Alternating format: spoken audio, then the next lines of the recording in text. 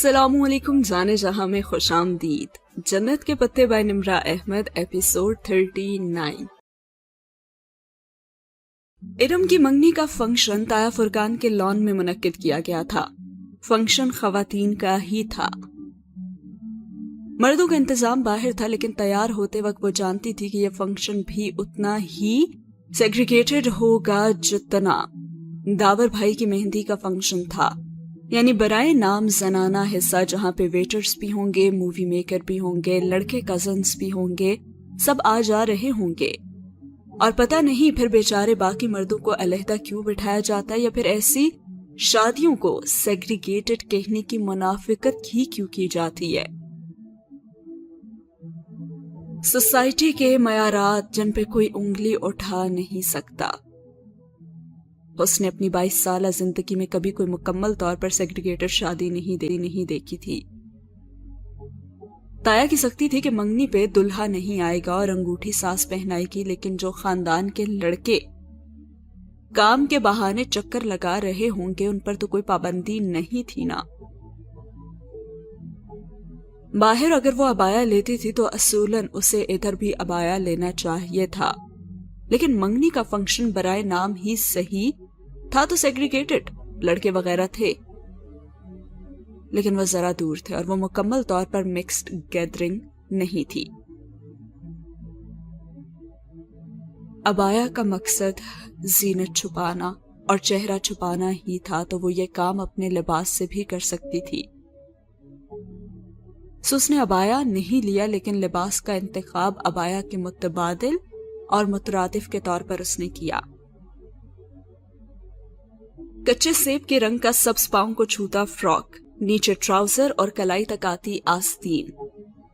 वो एक मशहूर ब्रांड का जोड़ा था और उसके साथ नेट का दुपट्टा था, इसलिए उसने अलग से बड़ा सा दुपट्टा बनवा लिया था कच्चे सेब के रंग का।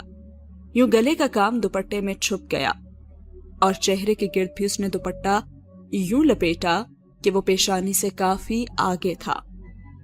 कान भी छुप गए थे।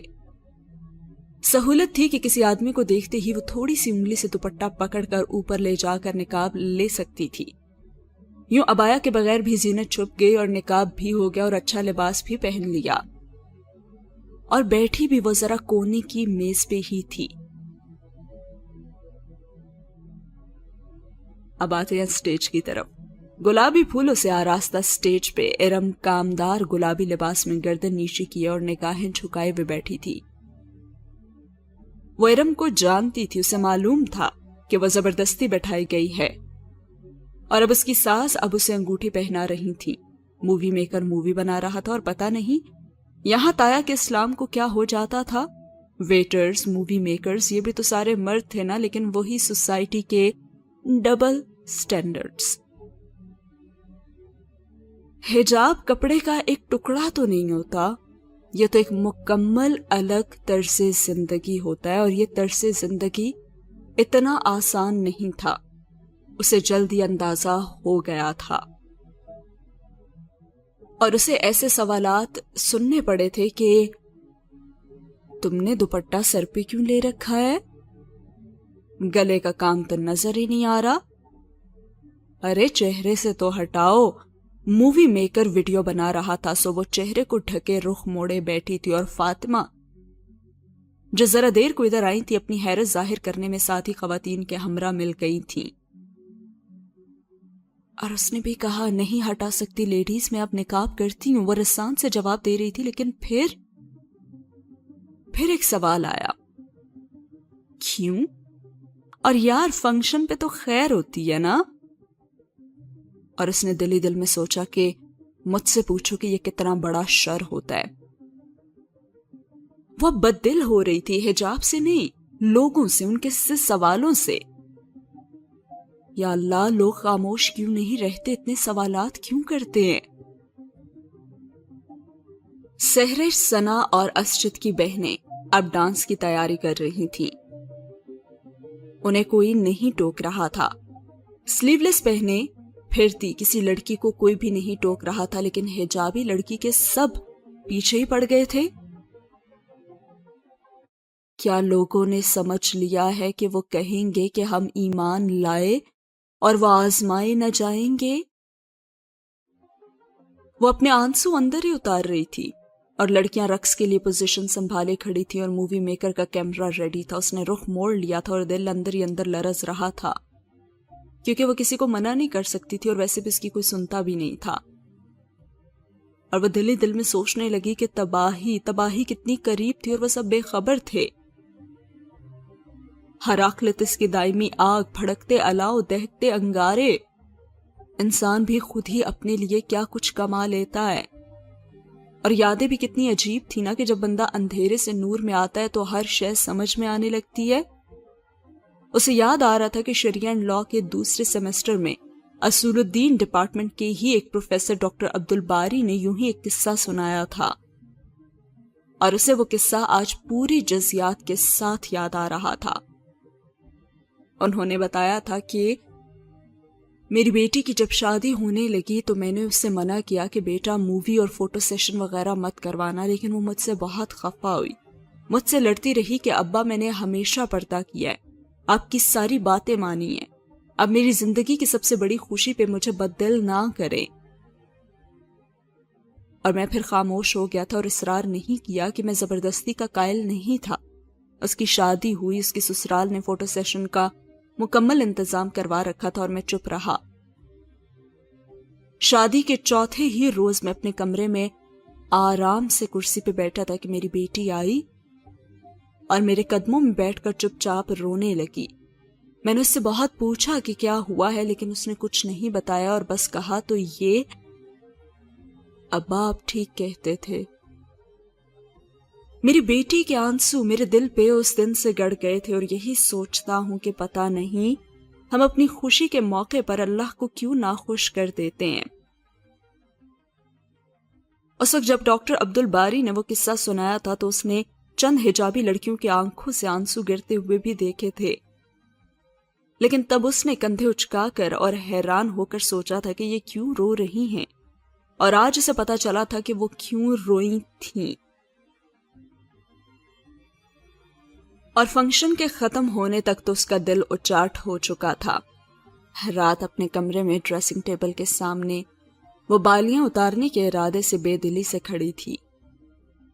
کچے سیب کے رنگ کا دوپٹہ کندھے پہ تھا اور بال کھول کر آگے کو ڈال رکھے تھے. بہاریں بھی اس کی نقل کرتی تھی اور اپنی گھنگریالی پونی آگے کو ڈال لیتی تھی. اور اسے ایک دم ان کا خیال آیا کہ پتہ نہیں وہ بہنیں فون کیوں نہیں اٹھاتی اور میل کا جواب کیوں نہیں دیتی. خیر 2 ہی تو ہفتے رہ گئے، میں خود ہی جا کر پوچھ لوں گی ان سے. اور تبھی دروازے پہ دستک ہوئی اور وہ چونکی. پھر آگے بڑھ کر اس نے دروازہ کھولا تو وہاں جہان کھڑا تھا. زمرد رنگ کرتا اور سفید شلوار پہنے، پتہ نہیں کہاں سے کرتا خرید کر لایا تھا، لیکن تھا بہت اچھا. آستین عادتن کوہنیوں تک موڑے وہ ہاتھ میں مگ لیے کھڑا تھا اور اسے کہنے لگا کہ کافی پیو گی. وہ پھر سے وہی دوستانہ سے انداز والا جہان سکندر بن چکا تھا. میں سونے سے پہلے کافی نہیں پیتی کہہ دینے کے بعد اسے لہجے کی سرد مہری کا تو احساس ہوا تو وہ رکی اور پھر زبردستی مسکرائی. ہاں لیکن اگر استنبول کے بہترین شیف، میکینک اور کارپینٹر نے بنائی ہے تو ضرور پیوں گی. اور پھر جہان اس سے کہنے لگا کہ تم ایک لفظ کا اضافہ کرتے کرتے رہ گئی، کرمنل. وہ مسکرایا تو حیا کی مسکراہٹ غائب ہو گئی. اور پھر جہان اس سے کہنے لگا کیا مجھے اس لفظ کا اضافہ کرنا چاہیے اور کیا ہم اس بارے میں بات کر سکتے ہیں؟ 2 ہفتے بعد اسے بالآخر اس کے متعلق بات کرنے کا خیال آ ہی گیا تھا. اچھا ٹھیک ہے، چھت پہ چلتے ہیں، حیا نے کہا اور اس نے کانوں سے بھی بالیاں نہیں اتاری تھی جن میں موتی پروئے ہوئے تھے، وہی جہان کے موتی. وہ سچ نہیں بولتا تھا تو اس کے موتی کیسے نکل آئے؟ وہ ان 2 ہفتوں میں بس یہی سوچتی رہی تھی. اور نہ محسوس طور پر بھی وہ عبدالرحمن پاشا سے متفق تھی کہ وہ سچے موتی ہی تھے، لیکن شاید جہان کو تو یاد بھی نہیں ہوگا کہ یہ وہی موتی ہیں۔ اب وہ دونوں چھت پہ گئے تو وہاں پہ اندھیرا تھا اور دور نیچے کالونی کی بتیاں بھی جل رہی تھی، اور وہ دونوں منڈیر کے ساتھ لگے جھولے پہ آ بیٹھے۔ ہلکا ہلکا ہلتا جھولا ان کے بیٹھنے سے بالکل رک گیا تھا اور حیا نے کافی کا مگ لبوں سے لگایا۔ اچھی بنی ہے۔ ہاں تو آخر استنبول کے بہترین شیف، میکینک اور کارپینٹر نے جو بنائی ہے۔ او، تم نے بھی کرمنل کا اضافہ نہیں کیا جہان؟ ہاں، کیونکہ میں کرمنل ہوں بھی نہیں۔ کیا تمہیں میرا اعتبار ہے؟ جہان نے اس سے پوچھا تو اس نے بھی کہا ہاں، اور حیا نے بالکل بھی سوچنے کا وقت نہیں لیا تھا۔ سامنے دیوار پہ ابا کے گملوں سے اوپر ان دونوں کے سائے گر رہے تھے اور پودوں کی ٹہنیوں سے اوپر وہ عجیب سی ہیئت بنا رہے تھے۔ اچھا تو ٹھیک ہے، اب تم مجھے بتاؤ کہ تم اس شخص کو کیسے جانتی ہو جو اس روز میرے ساتھ تھا؟ عبدالرحمن پاشا کے بارے میں پوچھ رہے ہو تم؟ امت اللہ حبیب پاشا کا بیٹا۔ اس نے آنے کا پورا نام لیا تو وہ ذرا چونک کر اسے دیکھنے لگا۔ لیکن تم کیسے؟ لمبی کہانی ہے جہان، کیا سنو گے؟ اس نے بے نیازی سے شانوں کو جنبش دے کر پوچھا اور وہ سامنے دیوار پہ ہی دیکھ رہی تھی، اور اس نے دوسرے سائے کو اسپات میں سر ہلاتے ہوئے دیکھا تو پھر وہ کہنا شروع ہو گئی۔ اسے شاید اپنے سائے کے ہلتے ہوئے لب دکھائی نہیں دے رہے تھے اور نہ ہی کان میں پڑی بالی کے موتی کی چمک۔ اگر دکھائی دے رہی تھی تو وہ پریشانی، اذیت اور اضطراب جسے وہ پچھلے 5 ماہ سے اپنے دل میں چھپائے ہوئے تھی، جس کا ایک حصہ اس نے ڈی جے کے ساتھ بانٹا بھی تھا اور اب اس نے پورا ہی بانٹ دیا تھا۔ سبانجی کی طرف سے میل وصول ہونے والی رات سے جب پہلی دفعہ پھول آئے تھے، اس سے لے کر اس روز کے واقعے تک اس نے سب کہہ سنایا، اور وہ بالکل خاموشی سے سنتا رہا، اور اگر بولا تو صرف اس وقت جب اس نے استقلال جدیسی میں پاشا کے چہرے پہ کافی الٹنے کا واقعہ بتایا تھا۔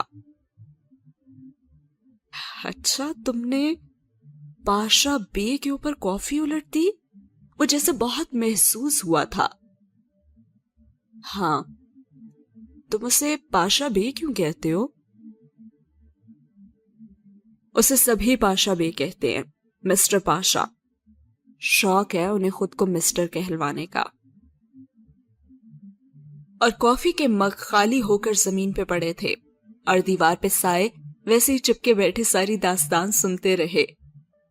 پودے بھی متوجہ تھے، اور جب وہ خاموش ہوئی تو وہ جیسے سوچتے ہوئے بولا، یعنی کہ اس نے تمہارے بارے میں معلومات حاصل کی مجھے بلیک میل کرنے کے لیے،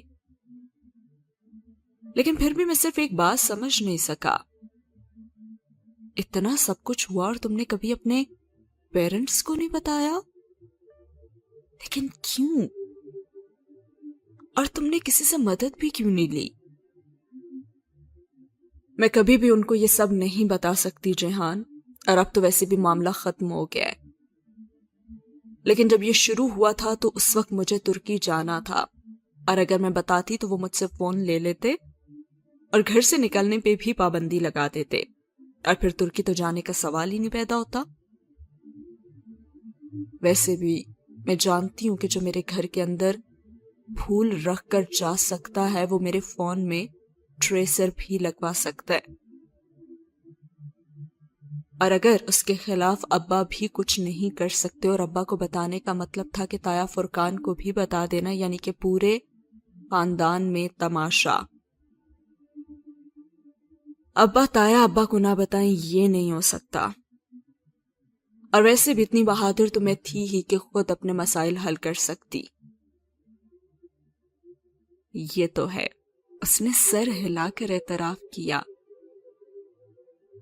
اور پھر جیہان نے اسے کہا، کیا تم واقعی جاننا چاہتی ہو کہ میں پاشا بے کو کیسے جانتا ہوں؟ اور حیا اتنے کانفیڈنٹلی کہنے لگی،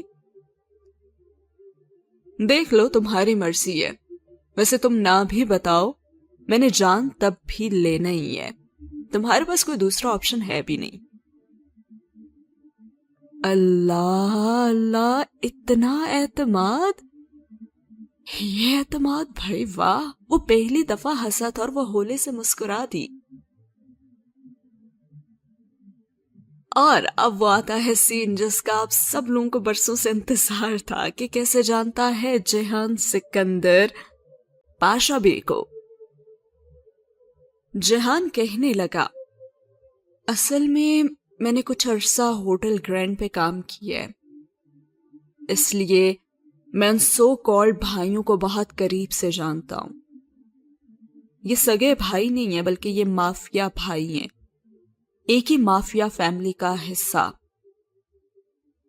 مگر یہ بات ادالار میں اگر کوئی میرے علاوہ جانتا ہے کہ وہ سگے بھائی نہیں ہیں تو وہ امت اللہ حبیب پاشا ہیں۔ خیر میرا پاشا بے سے کچھ مسئلہ ہو گیا اور میں استقلال اسٹریٹ پہ آ گیا۔ وہ ریسٹورانٹ اسی کا ہے اور وہ عورت جس کو میں اپنی لینڈ لیڈی بتاتا ہوں اس کو وہی بھیجتا ہے۔ وہ اس کی ساتھی شیئر ہولڈر ہے، اور وہ مجھے ریسٹورانٹ کی قسطوں کے لیے تنگ نہیں کرتا، یہ میں نے جھوٹ بولا تھا، سوری۔ لیکن اس نے میرے ذمے ایک کام لگایا تھا جو میں کر نہیں سکا تھا، جس کی وجہ سے اس روز ہماری تلخ کلامی ہوئی تھی۔ کون سا کام؟ وہ چونکی۔ دراصل وہ اپنی فیملی کو بیرون ملک شفٹ کروانا چاہتا تھا اور اس کے لیے اسے اس ملک کی جعلی دستاویزات اور نئی شناختیں چاہیے تھیں۔ میں اپنے ایک دوست سے اس کے لیے وہی بنوا رہا تھا، اینڈ تھینکس ٹو یو میں نے اب وہ بنوا دیے اور اس کی فیملی ترکی سے جا چکی ہے۔ کیا؟ اسے جھٹکا لگا، عائشہ اور بہاریں چلی گئی؟ مطلب کہ وہ عائشہ اور بہاریں کو بھی جانتا تھا؟ ہاں، مزید میں کچھ نہیں جانتا، اس لیے اس موضوع کو اب تم بھی ختم کر دو۔ اور وہ اس کا بھائی، وہ کہاں چلا گیا؟ میں نہیں جانتا کہ وہ اب کہاں ہے۔ اس نے شانے اچکا دی اور وہ جیسے اس موضوع سے بچنا چاہتا تھا، اور پھر حیا نے دیکھا کہ اس کا سایہ اٹھ کھڑا ہوا تھا اور پودوں کے اوپر سے ہوتا پوری دیوار پہ پھیل گیا۔ اس نے سائے میں اس کا چہرہ تلاشنے کی کوشش کی لیکن ناکام رہی کہ کتنا سچ تھا اور کتنا جھوٹ، سائے میں سب گڑمٹ ہو چکا تھا۔ تم کیا کرتے پھرتے ہو جیہان؟ مجھے یقین ہے کہ تم کرمنل نہیں ہو، لیکن تم ایسے لوگوں سے تعلق بھی نہ رکھا کرو پلیز۔ جو آپ کا حکم۔ وہ بس تعصب سے سر ہلا کر رہ گئی اور اس کی ساری کتھا سن کر بھی وہ اپنی دفعہ پھر بہت کچھ چھپا گیا تھا، وہ جانتی تھی۔ اور پھر سے اس نے پوچھا کہ عائشہ اور بہاریں وہ کہاں چلی گئی تھی؟ اب وہ دونوں آگے پیچھے زینے اتر رہے تھے جب اس نے ابا کو لاؤنج میں کھڑے اپنی جانب متوجہ پایا، لیکن وہ خود تو صرف جیہان کی طرف متوجہ تھی اور وہ اسے کہنے لگی، اس نے اسے پکارا، جیہان بتاؤ نا۔ جی ماموں۔ وہ پرسکون انداز میں قدم اٹھاتا سیڑھیوں سے نیچے ان کے سامنے جا کھڑا ہوا۔ لیکن ماموں تو بہت ہی سنجیدہ لگ رہے تھے اور وہ اس سے کہنے لگے، مجھے کچھ پوچھنا ہے تم سے۔ وہ پہلی سیڑھی پہ ریلنگ پہ ہاتھ رکھے کھڑی ان کو دیکھنے لگی اور جواباً جیہان نے کہا کہ میں سن رہا ہوں۔ तुम रोहेल से इन टच हो ना, ये तो मैं जानता हूं, लेकिन क्या कोई ऐसी बात है जो तुम मुझे बताना चाहो जो कि मैं नहीं जानता? और जेहान ने लम्हे भर की खामोशी के बाद नफी में सर हिलाया। नहीं, मैं इस मामले में नहीं पढ़ना चाहता। अच्छा, तो इसका मतलब है कि वाकई कोई बात है। मामू, मैं दूसरों के मामले में मुदाखलत कभी नहीं करता, इसलिए खामोश ही रहूंगा। अलबत्ता आप अपने तौर पर किसी से भी पता करवा सकते हैं। पता करवा लिया था मैंने, तुमसे सिर्फ तस्दीक चाह रहा था। बहरहाल मुझे तो अपना जवाब मिल गया, तुम आराम करो। उसका शाना थपथपा कर वो आगे बढ़ गए और उनके चेहरे की संजीदगी और इस्तराब अब पहले से बढ़ चुका था। जेहान वापस सीढ़ियां चढ़कर ऊपर आया कि उसका कमरा तो ऊपर था, लेकिन वो अभी तक वहीं खड़ी थी। क्या हुआ है? और जवाबन जेहान ने जरा से शाने उचकाए। तुम्हें पता चल जाएगा हया, अब जहन पे जोर मत दो और जाकर सो जाओ। वो अपने कमरे की तरफ बढ़ गया और साया गायब हो गया और रोशनी आया थी। वो भी उलझी हुई कमरे में वापस आई थी। जेहान सिकंदर के साथ रहने का मतलब था इंसान बहुत से राजों के साथ रहे और फिर सब्र से उनके खुलने का इंतजार करे। वाव, वाकई में जितनी रिडल्स और जितना कुछ जेहान सिकंदर के आने के बाद उसकी लाइफ में आया है, ये सच है कि इंसान को सब्र भी चाहिए है अगर उसे जेहान सिकंदर के साथ रहना है, और बहुत सारे सीक्रेट्स का भी सामना करना पड़ेगा। यहाँ पे एक पजल बॉक्स सीक्रेट है, रोहेल के साथ उसका क्या कनेक्शन है, जेहान सिकंदर AR पाशा के साथ उसका क्या कनेक्शन है, जो कि अभी तक उसने बहुत कुछ आई एम श्योर छुपाया है और सारी हकीकत नहीं बताई है। AR पाशा की फैमिली के साथ उसका क्या ताल्लुक है, और जेहान खुद क्या करता है, और जेहान ने ये झूठ क्यों बोला था कि वो लैंड लेडी जो है उससे किस्तों के लिए तंग कर रही है, तो फिर वो किस चीज के लिए तंग कर रही थी। और ऐसे बहुत सारे सीक्रेट्स हैं जो कि अभी रिवील होने के लिए रहते हैं। अब इन तमाम सोचों को जहन से झटक कर वो फिर से आयशे को ईमेल करने लगी थी और सीन हुआ यहां पे खत्म। जेहान ने ठीक कहा था कि उसे पता चल जाएगा, लेकिन हया को अंदाजा नहीं था कि उसे इतनी जल्दी पता चल जाएगा। उसी रात वो भी कच्ची नींद में ही थी कि सबीन फुप्पो ने परेशानी के आलम में उसे झंझोड़ा था और उसे कहा, हया जल्दी उठो। वो हड़बड़ा कर उठ बैठी और उसकी समझ में नहीं आया था कि क्या हो रहा है। और उन्होंने बताया कि तुम्हारे अब्बा को हार्ट अटैक हुआ है और जल्दी अस्पताल चलना है। और वो फटी फटी निगाहों से फुप्पो को देखे गई। जिंदगी एक दफा फिर शायद इस्तिकलाल स्ट्रीट में पहुंच गई थी और उसके सामने डीजे गिरी थी और किसी का जूता उसकी ऐनक पे आया था और एक आवाज के साथ ऐनक टूटी थी, और वो आवाज जो कांच टूटने की होती है, वो आवाज जो जिंदगी की डोर टूटने की होती है, वो आवाज अब वो फिर सुन रही थी। तो क्या होने वाला था? सीन हुआ यहां पे खत्म। सुलेमान साहब को शदीद किस्म का दिल का दौरा पड़ा था। वो CCU कार्डियक केयर यूनिट में थे और उनकी हालत ठीक नहीं थी, और बाकी सब कहां थे उसे कुछ नहीं पता था। वो तो बस दोनों हाथों में सर थामे बेंच पे बैठी रोए जा रही थी। कॉरिडोर में कौन आ जा रहा तो उसे होश ना था, और वो फिर से टॉक्सिम फर्स्ट एड अस्पताल के सर्द और मौत के सन्नाटे जैसे कॉरिडोर में पहुंच चुकी थी। अब भी वहां पे जेहान उसके साथ बैठा था और उससे कह रहा था, हया वो बेहतर है, यकीन करो वो ठीक हो जाएंगे। रात से वही था जो सारी भाग दौड़ कर रहा था। ताया वगैरह तो सुबह ही आए थे और अब तक तो पूरे खानदान को वो वजह भी पता चल चुकी थी जो अब्बा की बीमारी का बाइस बनी थी, यानी कि रोहेल ने बाहर शादी कर ली थी। ٹھیک ہے، بہت سے لڑکے امریکہ میں شادی کر لیتے ہیں اور سب کے والدین کو ہارٹ اٹیک نہیں ہوتا، لیکن روہیل نے 2 سال سے شادی کر رکھی تھی، اور سب سے بڑھ کر اس نے ایک نیپالی بدھسٹ سے شادی کی ہوئی تھی۔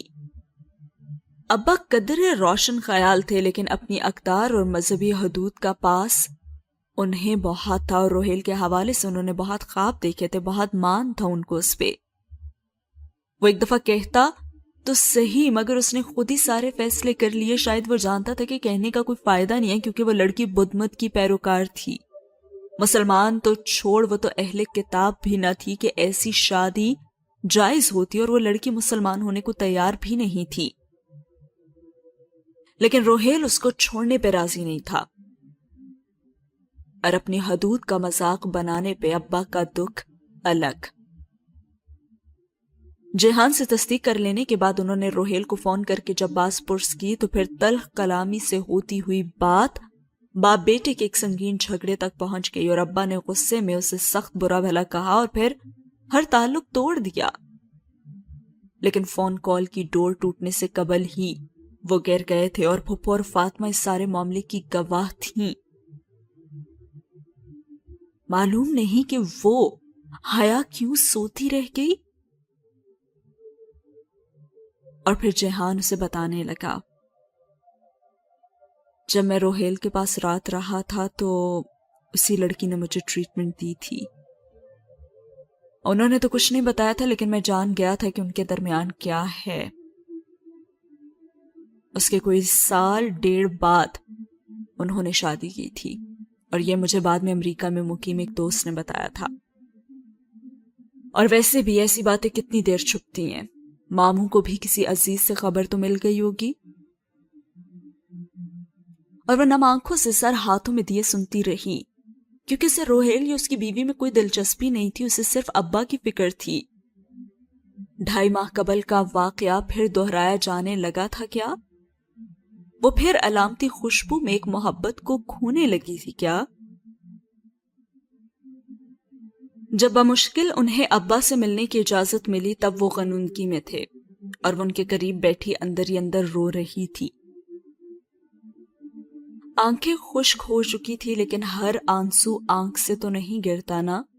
شاید اگر ابا کے 2 ذیشان انکل ملنے نہ آئے ہوتے تو وہ آنکھوں سے بھی رونے لگ جاتی، لیکن ان سب کے سامنے خود کو مضبوط ظاہر اسے کرنا تھا۔ فاطمہ بہت نڈھال تھی، لیکن سبین پھپھو بہت ہمت سے کام لے رہی تھی۔ بیٹا، سلیمان بہت مضبوط ہے، فکر نہ کرو، سب ٹھیک ہو جائے گا۔ ذیشان انکل کو چھوڑنے وہ فاطمہ کے ساتھ باہر آئی تو وہ تسلی دینے لگے۔ وہ ابا کے سب سے اچھے دوست تھے، ان کو زیادہ جانتی تو نہیں تھی، لیکن فاطمہ واقف تھیں۔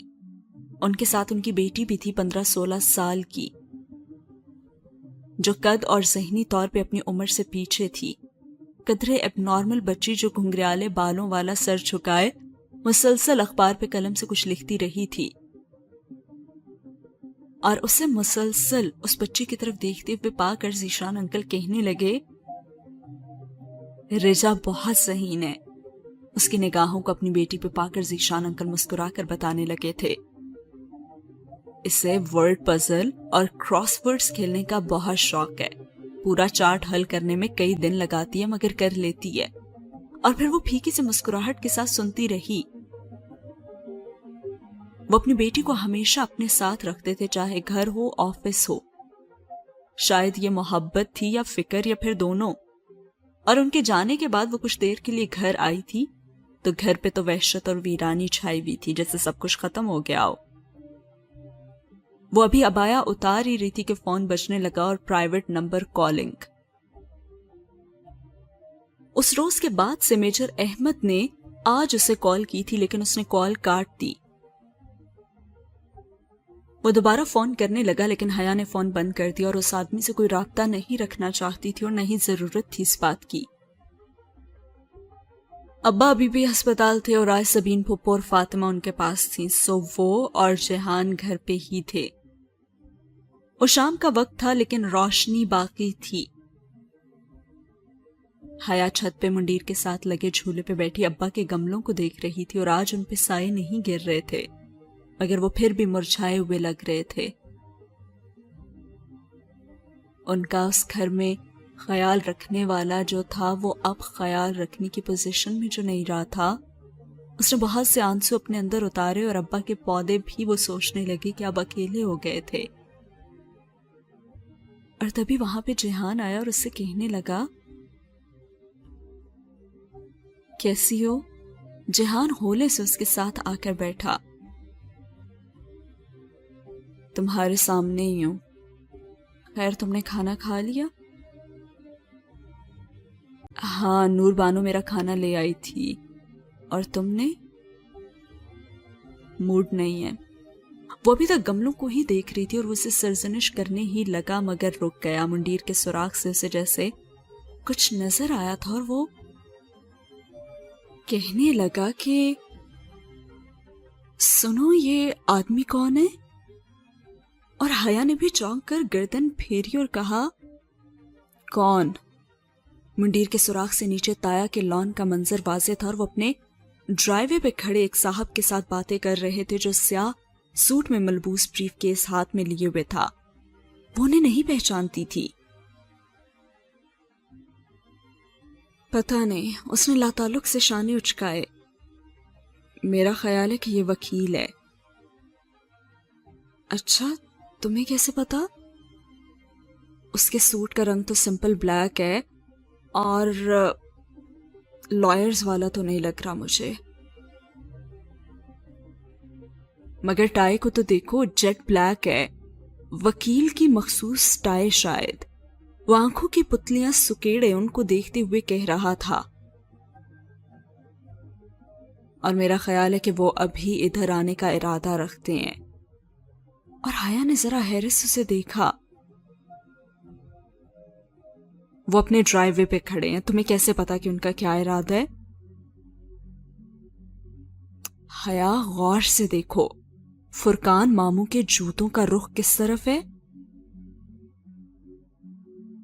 और हया ने गर्दन जरा ऊंची करके देखा तो ताया अब्बा के जूतों का रुख ना महसूस से अंदाज में उनके घरों के दरमियान दरवाजे की तरफ था।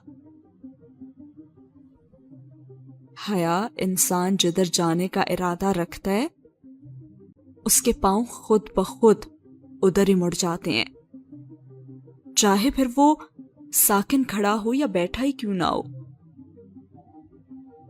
अगर दौराने गुफ्तगू तुम्हारे मुखातिब के जूते तुम्हारी मुखालिफ समत हों तो इसका मतलब होता है कि वो बोर हो रहा है तुमसे। और हया ने बेख्तियार जेहान के जूतों को देखा। उसके स्याह तस्मे वाले बूट सीढ़ियों के दरवाजे की समत थे। और जेहान अभी तक सीरियस तौर पर कहने लगा कि इस फाइल में क्या हो सकता है भला। अब वो जरा उलझते हुए कह रहा था और हया ने गर्दन फिर से मुंडेर की जानिब मोड़ दी और नीचे वकील साहब अपने ब्रीफकेस से एक फाइल निकालकर ताया अब्बा को दिखा रहे थे। सुलेमान मामू कंपनी के एमडी है ना? हाँ, और बाकी शेयर होल्डर्स हैं। तो इसका मतलब है कि मामू की बीमारी के बाइस कुछ काम रुक गए होंगे, सो बाकी शेयर होल्डर्स उनसे कुछ दस्तखत करवाना चाह रहे होंगे। मामू का पावर ऑफ अटर्नी किसके पास है? मेरे पास, वो बेख्तियार बोली और जेहान जरा सा चौंका। असल में बहुत पहले अब्बा ने मुझे अटर्नी बना दिया था, और वो भी सिर्फ इस सूरत में जब वो खुदा न खास्ता काम करने के अहल ना रहे। यानी कि मैं इस वक्त असगर एंड सन्स की एमडी से मुखातिब हूं। वो मुस्कुराया। अरे नहीं, मैं तो बस अटर्नी इनफेक्ट हूं। अब्बा ठीक हो जाएं तो खुद ही संभाल लेंगे ना सब कुछ। अच्छा, और जब तक वो ठीक नहीं होते ऑफ कोर्स तब तक ताया फुरकान ही संभाल लेंगे।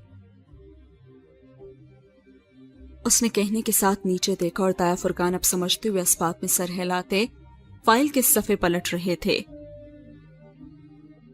लेकिन उसके लिए उन्हें सुलेमान मामू का पावर ऑफ अटर्नी तो चाहिए होगा, और शायद وہ ان سے اسی پہ دستخط کروانا چاہتے ہوں گے.